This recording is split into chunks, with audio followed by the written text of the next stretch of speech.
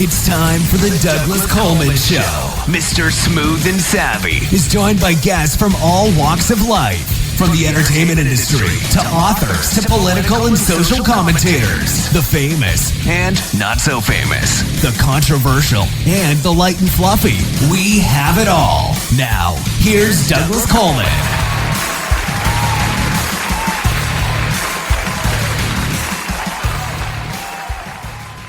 Okay, please welcome to the Douglas Coleman Show, Asher Laub. Hello, Asher. How are you? Oh, I'm great, and thanks so much for having me. Well, thank you for coming on this show. Nice to have you here. I got to say that you are the second violinist I've had on the show, and this show has been going since 2015. So not that many violinists, but I'm happy to have you here. And I took a look at your YouTube, and I really like what you're doing. I think it's cool that you've kind of incorporated the violin into... Well, I'm amazed that you can dance around and play it at the same time. That's a good trick. But also that you've kind of modernized it. You've put a more sort of modern urban beat to your music, which I like. I think it's great. Thank you so much. Looking at your bio, were you one of those kids that your parents forced you to take violin and then you just liked it and kept with it? Or was this something you wanted to do? Well, that's my side of the story. They claim that I was begging to get an instrument in my tiny little fingers while I was still in diapers because I looked up to my brother, 6 years older. I'm like, I want to do that, Mom. So she's like, sure. Who knows? We don't have any. We didn't have any video cameras back then. At least I'm saying in our house, not that they didn't exist. I don't really know, but I know that I'm better off because of it. Well, you liked it. You wouldn't have kept up with it, right? I mean, I didn't like it as a kid. You didn't like it as a kid, okay. It was more or less a chore. It was like doing math. We're talking etudes, a lot of intense physical, emotional strain and cognitive challenges. I mean, it was like obviously these were exercises that were good for me in many different senses, but. It took a toll on my health to a degree, to a large degree with respect to my spinal alignment. It's something I have to constantly manage because of the strain that it places on the left side of the back. I never thought of that, but yeah, with the way that you put your chin down, it would kind of screw up your neck, wouldn't it? Yeah, I kind of hate the inventor of the violin, but it's a beautiful instrument. For that reason, I just think it could have been designed more symmetrically. Well, I suppose you could play it I saw you in your video, you did sort of play, like the bluegrass players where they put it about at their chest level and play it there. Then you could keep your head straight, right? Yeah. I've tried that, but then you're also straining the arm because you're holding it is it isometric or isotonic? Isotonic, meaning you're not moving your arm sort of state where your muscles tend to tense up over a long period of time. I suppose if it's down at that level, you're really only moving your wrist, right? Yeah, but even the light weight of the violin over time becomes a sustained injury if you're not capable. If you're a weakling like myself, and you just you're fighting gravity for hours. So this is kind of like musical carpal tunnel, almost. Yeah, and I think a lot of people get that. Yeah. Interesting. So you did your first formal concert with the Buffalo Philharmonic at 13. That's pretty impressive. Well, I can't say that was my first formal concert. My first formal concert was probably playing Mississippi Hot Dog at the age of 4 or 5, on stage in front of quite a few people along with my peers. I mean, I pretty much was born on stage playing with the Greater Buffalo Youth String Orchestra. But if you want to, I guess you're referring to a real pro type of Kleinhans Hall production.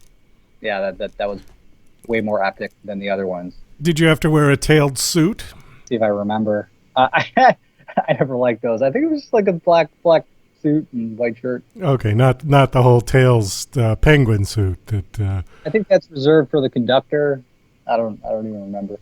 Well, it depends how far back you go too. I mean, in the 1950s and 60s, I mean, people like Yasha Heifetz and Isaac Stern, and they would all wear tails. But playing at the Philharmonic or at Carnegie Hall or something like that. I When don't I played know. Carnegie Hall, I was pretty dressed down, actually. Really? Okay. But that was not a typical classical concert. That was like electronic classicals, pretty All jazz. right. That type of stuff. Well, so when you started out, though, you trained on classical, right? Like traditionally classical music. And then once you learned how to play the instrument, once you kind of mastered it, then you took it off into sort of modern urban electronic music. Yeah. Jean-Luc Ponty type of vibe. Okay. You know, I had one of his albums back in the 70s. Great stuff. And Yeah, total trailblazer. he's still around, isn't he? Yeah, I just haven't heard about him too much. Do you know who Jack Benny was? Yeah, definitely heard his music. I mean, he is a legend. Well, he's one of the great violin players, but he was also one of the great comedians of of the 20th century. And some of the stuff that he did with his violin as a comic routine were hilariously funny. And, you know, if you get a chance to, I know he was practically before my time, and I'm guessing I'm probably 30 years older than you. But it was just amazing. I mean, he did this one routine with, I think it was Yasha Heifetz, and where he, you know, intentionally plays badly for a laugh. And it's a radio gag. It's on Daily Motion, I think. It's an old radio show, probably from the 1940s, but it is side-splittingly funny. If you ever get a chance to kind of look it up. I'm gonna look it up for sure. I love those types of performances. Give you some violin history. But yeah, he was amazing. And the other guy that I had on, Daniel Park, I don't know if he's not that famous, but he's really good at what he does. He plays a violin and a guitar and sings, and he performs live with a looper. And so he'll do like the guitar part, and then he'll kick the looper. He does it all with his feet. And then he'll do the violin part, and then he'll have that going in a loop. And then he'll start singing. And, you know, so he can have like 3-4 parts all going at the same time. And he does this alone. He's like a one-man band. He has a residency, I think, at the Venetian here in Las Vegas. I haven't gone to see him, but he was on my show about 2-3 years ago, something like that. He's got some videos on YouTube. Pretty cool stuff. Well, I got to check them out too. Looping. I'll send you a list. Yeah, I'll send Give me you a a lot of- list of links. All this stuff. Looping pedals are a challenge. I mean, you could have it perfect for rehearsal, and just, you know, some button goes wrong, or you didn't press the button hard enough, and it screws up the whole verse. Oh, yeah. And, you know, it's got to be like right there, because he comes in like right on the beat and he just bang and it's there, and pretty impressive. Anyways, let me tip this back to you. So how did you get into the music that you're doing? How did you decide to sort of mesh the violin in with, you know, hip hop and EDM, that type of stuff, and breakdancing for that matter? Yeah, I just haven't added juggling yet. I'm always looking to kind of push the envelope and try new things that engage and interest audiences. I'm just an unconventional kind of guy, starting with my career and, you know, having shifted from degrees in the sciences to music in the first place. That's pretty unconventional in itself. But just the way I think, I try to be as creative as possible. And I have an affinity to not just classical, but a lot of different genres. I like exploring hip-hop, pop, you know, electronic music, and merging that with classical and just being different than everybody else. And so I guess that's sort of prompted these transitions into dancing. And well, the dancing actually was a very purposeful, I don't think that was like an accident type of thing. That was really the ultimate expression of my relief and just excitement and joy and just gratitude for regaining my health after 8 years. 8 years ago, I lost pretty much lost my career, lost my strength due to adrenal insufficiency. And after I got up, I wanted to do more than just like hop on a stage and rock hard on the violin. I wanted to dance. And you know, I'd seen it in other aspects, so it wasn't such a novel thing. But I just kind of did it in my own way and brought on some break dancers and done quite a few concert performances in that style. I love it. The only one that comes to mind of somebody playing the violin and dancing at the same time is, I think there was a scene like that on Fiddler on the Roof. And that's the only one I can think of. And it was, done in that kind of old Soviet Russian style dancing. But I just did a Fiddler on the Roof medley for a bunch of Holocaust survivors a couple weeks ago. Oh, okay. All right. But it seemed, it's been years since I've seen that movie. It came out in 1970 or something. But it seems to me there's a dance sequence in it, because it was a musical, where the guy is playing the violin and he's sort of, kicking his legs out and squatting down and still playing the violin at the same time. So Kazatska style, Russian type. The Russian type dancing, right. And he's playing the violin at the same time that he's doing it. Yeah. I don't think that would fit my personality too well. There's just like very specific types of dance moves that work with me and my comfort zone, like more or less like the Michael Jackson type of thing. So you moonwalk? Yeah, that kind of thing. Okay. Side move. But it's not like I'm doing this stuff all the time. It's not. I was, and then I found that it was complicating my relationship with the violin, because everybody expected me to dance at events, whether they were small or large. And now I've just said like flat out no to everybody, unless it's like a really big production, really big concert. Well, what's your typical venue? Do you perform at clubs, or do you do weddings, or what do you do?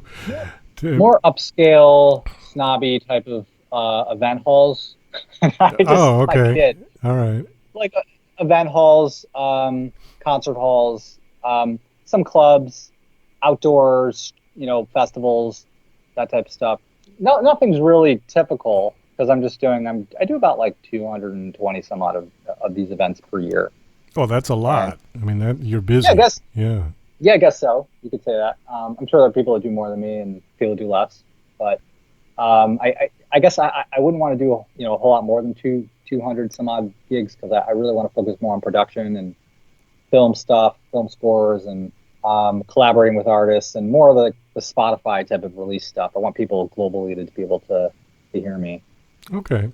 Well, we've got one of your tracks that I want to play at the end of this interview, and it's called Atlantis. Oh, yeah. So we'll get to that one at the end of the interview. I want to circle back a little bit. The video I watched, you had backup dancers behind you as well. Do you normally perform with other people, or are you a solo most of the time? I guess it varies. It varies a lot. I'm not doing one type of thing every night. I think I'd probably lose my mind if I did. The only way I would kind of do one type of package, or one type of sort of performance would be like a world tour or countrywide cross-country tour. But I'm really mixing and matching with different types of arrangements. So yeah, I'll work with 4 breakdancers, and I'll choreograph stuff for different events and fundraisers, charities, that type of stuff. And then I'll play with an orchestra another night. I have a band. I have a Fiddler's Dream Productions, typically a 13-piece band. I do pretty much often booked to do a combination of violin and electronic music, which kind of brings in the DJ factor, covering the gamut there. Sometimes I'll work along with bands or DJs, and if it's like a corporate fundraising event where people are dancing on a dance floor, sometimes I'll do some fun things like hopping on the hoverboard and play my violin while I go around try to navigate people's feet there. Wow. Yeah. Okay. You should go to the beach and try doing it on a surfboard or something. Oh, that's a good idea. Yeah. That'll be my next. Do you ever get contacted to play like straight classical recital type stuff, or do you stay away from that? Yeah, but only when I least expect it, and when I'm like surprised and haven't been given the heads up. Like I did a concert for I guess I should have assumed that this is what they wanted to hear, but did a concert for a group of people, I guess 70 and up, and it's like a sit down type of concert. And I was sort of, I don't know, I had sort of planned for just general contemporary music, but they wanted to hear more, some of my music, but they wanted to hear more traditional classical, and I had to sort of scramble last minute to pull that stuff up, and it was incredibly stressful.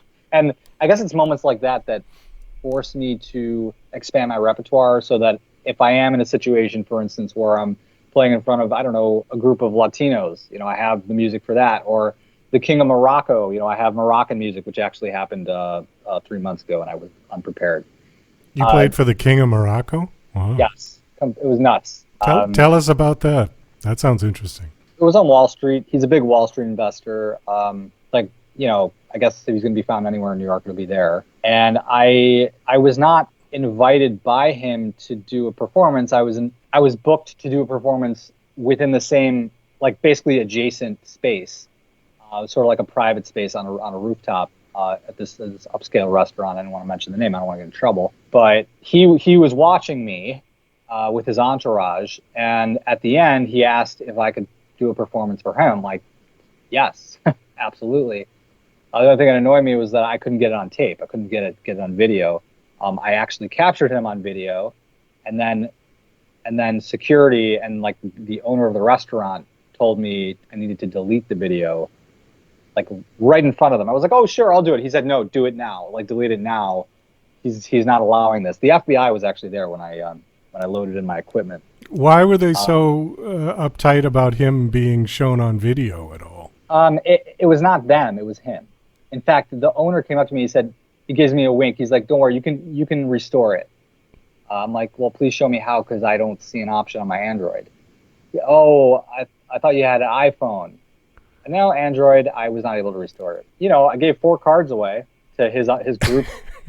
So I'm waiting for a phone call. Oh, so he didn't. Well, wait. He didn't want to be videoed. The king. Yeah, the king had specific orders that nobody can video him. I guess it was a security thing.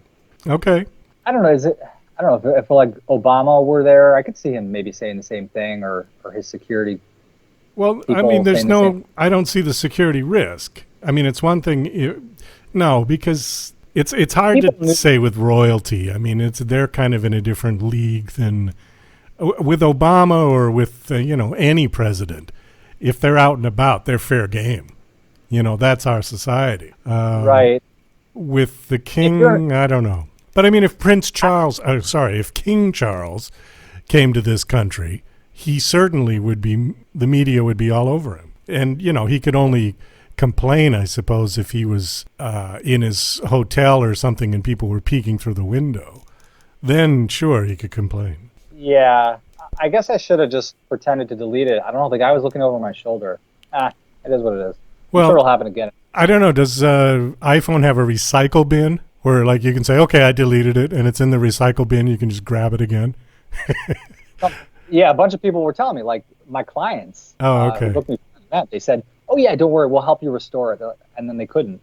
So, and they didn't take anything themselves because they were told they can't take any video footage. Oh, okay. I know nothing about the King of Morocco. He's not high on my list of knowledgeable people. But I'm sure you're high on his list. Oh, I'm sure. Yeah, I'm sure he knows who I am. King Mohammed VI. Okay. I'll look him up. See, there's one for me. Then I can look him up. All right.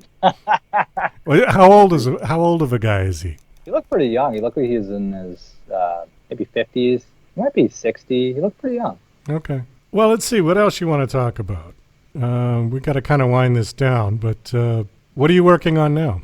I'm working on a lot of things. I'm working on a lot of orchestral, symphonic type of music, like full symphonies, which takes a bit of time to produce. We're talking 30 pieces.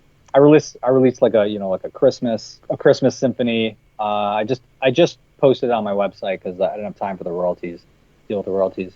It's on ashlelaub.com/store, and then a song called ABBA, and I'm trying to kind of ramp that up a little bit more and merge that with electronic. But I have February 10th. Sorry, I have a song called Subtle Pulse that I'm releasing. That's scheduled to be published on actually another person's channel. She's a singer from Seattle, and that'll be public. I'll be announcing that in a few weeks.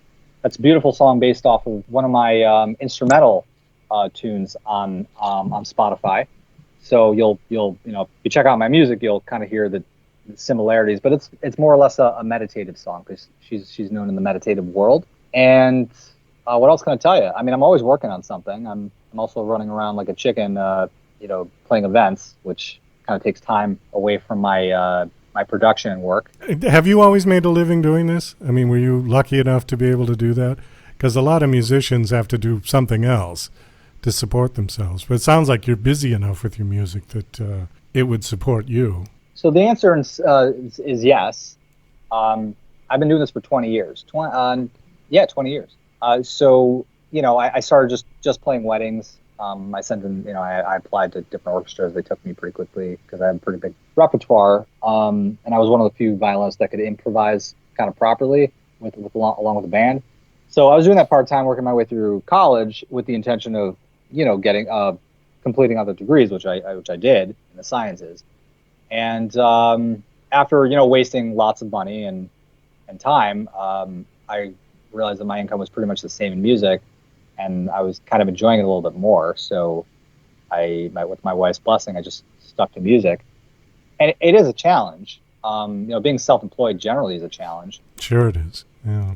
But the rewards are pretty big, not necessarily financially. I mean, sometimes they are, you do some big events, but just the experience, hopping out of bed and thinking, okay, what am I going to do today? How am I going to be creative? Good feeling. You have the freedom to be free. I know that sounds ridiculous, but there is a point to that. Because when you work at That's exactly what I was thinking. You took the words out of my mouth. Because when you work at a company, you've got a schedule, 9 to 5. And you don't have to think. You can just go on autopilot. Drag yourself out of bed, have your 5 cups of coffee, get in the car, whatever, drive to... and you just do everything autonomously. You don't even think about it.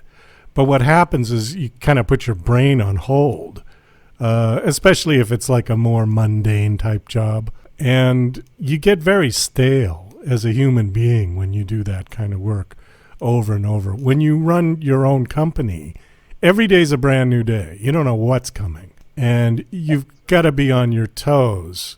But the good side of it is that, if you want to take some time off, you can. And you make the decisions that govern your life on your own, rather than a boss or a company or something saying, okay, here's your pink slip, bye-bye, thank you for your service.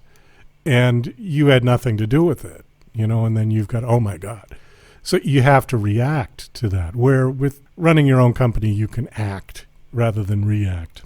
I guess that's the difference. Yeah, and ultimately, it's a really good feeling to know that I, like you mentioned, have the freedom to, I pretty much have to respond to my bank account. If it's full enough, I don't have to work, although I'd probably work anyway. I work a little less, if I earn more at a point, this month, for instance. There's that freedom. Right, exactly. Whereas you kind of dragged along in a rank and file kind of job, and they incentivize you to stick along. Oh, if you want your 55 plus retirement, you gotta, kind of keep it going for the next 30 years. Yeah. I stopped that. I was in the DOE for 4 years, and I was thinking, Yeah. So, when I'm looking at my 55 plus retirement, but meaning if I work until I'm age 55, and I believe, I don't remember the exact number, but I'm just thinking like about 30 grand at the time. Is it worth sticking around for 30 years if the road is just going to get tougher? And that's how they incentivize people to stick around until the end. And I just thought, what? I think I'll just quit early and take a risk. And I think I was right. I think so. I think so too. Because by the time you're done 30 years, you're so burned out. And this is voice of experience, because I did the same thing, only I did it for 20. And I stuck with it till 20 years. And looking back on it now, I regret it. Even though the money was good. And on the other hand, if I had not done that, I would have had to go back to being a starving artist, which I didn't fancy. I mean, I did that when I was 18. And at 18, you don't care. But when you're 40, it's not as easy.